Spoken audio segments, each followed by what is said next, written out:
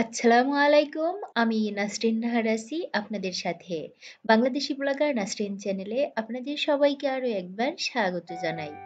কাছে এবং দূরে যে যেখান থেকে আমার এই ভিডিওটি দেখছেন, আশা করছি আল্লাহর অশেষ রহমতে আপনারা সবাই ভালো আছেন। আলহামদুলিল্লাহ আমরাও ভালো আছি। বাচ্চারা যেহেতু বেশ লম্বা একটা সময় ধরে স্কুলে থাকে, তো টিফিনটা আমি সব সময় চেষ্টা করি একটু ভারী দেওয়ার। কখনো কখনো ফল দেওয়া হয়, তবে যেদিন ফল দেওয়া হয় সেদিন সকালের নাস্তাটা একটু বেশি করে খাওয়ানোর চেষ্টা করি, যদিও বাচ্চারা সকালে খুব বেশি একটা খেতে চায় না। মাইমুনা তো সেই সকাল ৮টায় স্কুলে যায় আর বাসায় আসতে ২টা ৪০-৪৫ বেজে যায়। আর সাউদা ফাতেমা ৯টায় যায়, বাসায় আসতে ১২টা ৪৫-৫০ এরকম বেজে যায়। তো ওরা যখন বাসায় আসে তখন নাস্তা দেওয়ার আর সুযোগ থাকে না। গোসল করায়ে ওদেরকে দুপুরের খাবারটা খেতে দিয়ে দেই, যার কারণে টিফিনটা একটু ভারী দেই। তো এখানে আমি ৩ বোনের টিফিন একসঙ্গে রেডি করে নিয়েছি। আর এখন মাইমুনা স্কুলে চলে যাচ্ছে। মাইমুনা যাবার পর সাদা ফাতেমাকেও স্কুলে রেখে আসছি। আর এখন আমি খেয়ে নিব খেজুরের রস, যেটা না খেলে শীতই মনে হয় না। আর রস খাওয়ার সময় আমি এইভাবে মুড়ি দিয়ে তারপর খাই। এভাবে মুড়ি দিয়ে রস খেতে আমার অনেক ভালো লাগে।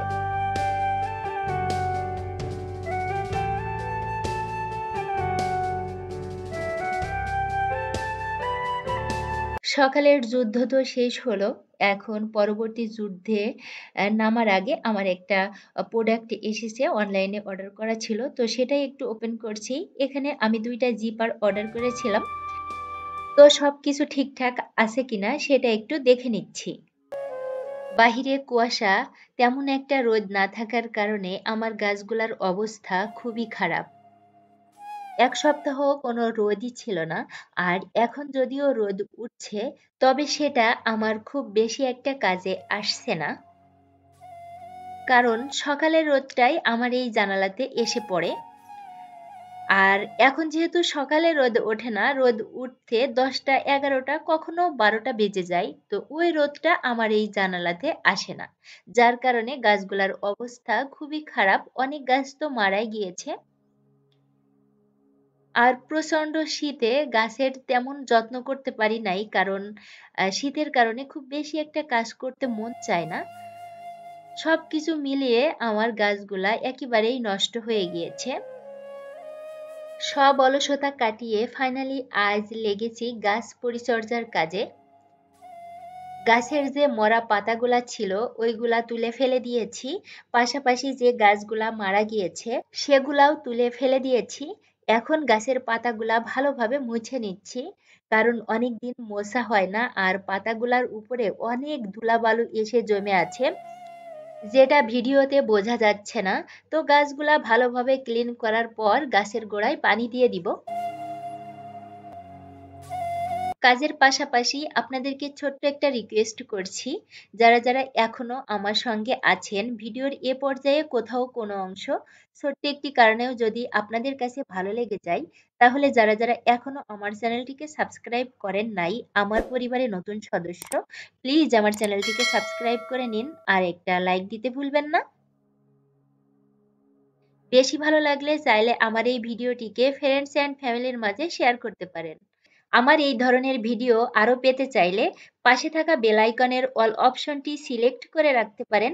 এতে করে আমার নতুন নতুন ভিডিও ছাড়া মাত্রই সবার আগে নোটিফিকেশন পৌঁছে যাবে আপনার কাছে, আর আপনি তা সহজেই দেখে নিতে পারবেন।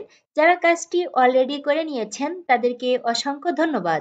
এই ডালগুলা তো আগেই কেটে রেখেছিলাম, এখন এগুলাকে ভালোভাবে ধুয়ে তারপর পানিতে দিয়ে রাখবো। পানিতে এই গাছগুলা কিন্তু অনেক ভালো হয়।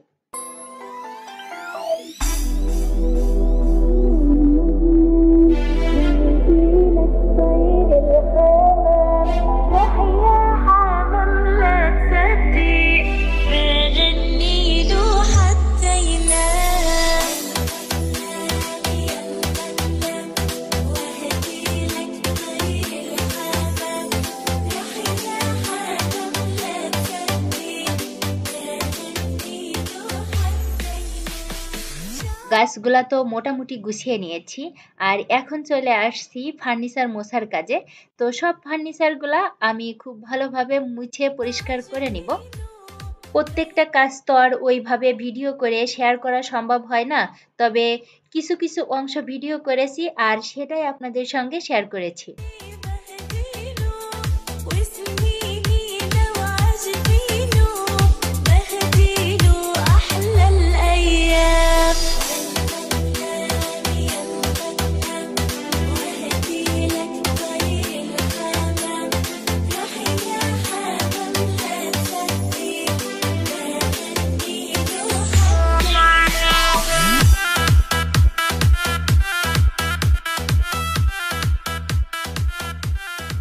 টুকিটাকি সব কাজ গুছিয়ে নিয়েছি আর এখন দুপুরে রান্নার জন্য চলে আসছি কিচেনে।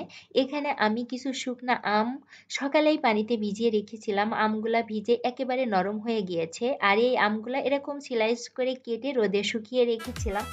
কয়েকটা টমেটো এরকম ছোট টুকরা করে কেটে নিয়েছি, তারপর ভালোভাবে ধুয়ে ভিতরের বিচিটা ফেলে দিয়েছি। আজ আমি বানিয়ে নিচ্ছি শুকনো আম আর টমেটোর একটা চাটনি। সরিষার তেলের মধ্যে ফোড়নে দিয়েছি তেজপাতা,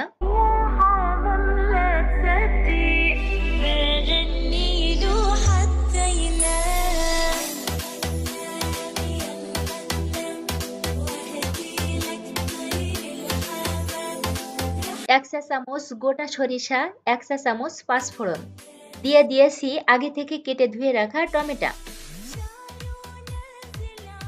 স্বাদ অনুযায়ী লবণ, পরিমাণ মতো হলুদের গুঁড়া, নেড়ে ভালোভাবে মিশিয়ে দিতে হবে। এরপর ঢাকনা দিয়ে ঢেকে কিছুক্ষণ রান্না করে নিতে হবে, যতক্ষণ না টমেটোটা নরম হচ্ছে ততক্ষণ পর্যন্ত।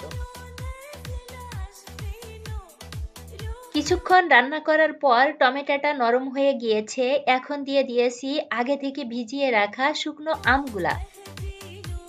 যে পানির মধ্যে আমগুলা ভিজিয়ে রেখেছিলাম ওই পানি সহই দিয়ে দিয়েছি। এখন এটাকে আরো কিছুক্ষণ রান্না করে নিব। কিছুক্ষণ রান্না করার পর এ পর্যায়ে দিয়ে দিয়েছি খেজুরের গুড়, আপনারা চাইলে গুড়ের পরিবর্তে চিনি দিতে পারেন। এটাকে আরো কিছুক্ষণ রান্না করে নামিয়ে নিলেই শেষ। পাশের চুলাতে লাউ চিংড়ির তরকারি রান্না করছি, তো তরকারিটা রান্না করা হয়ে গিয়েছে, ধনেপাতা কুচি ছড়িয়ে দিয়েছি, এখন চুলা থেকে নামিয়ে নিব।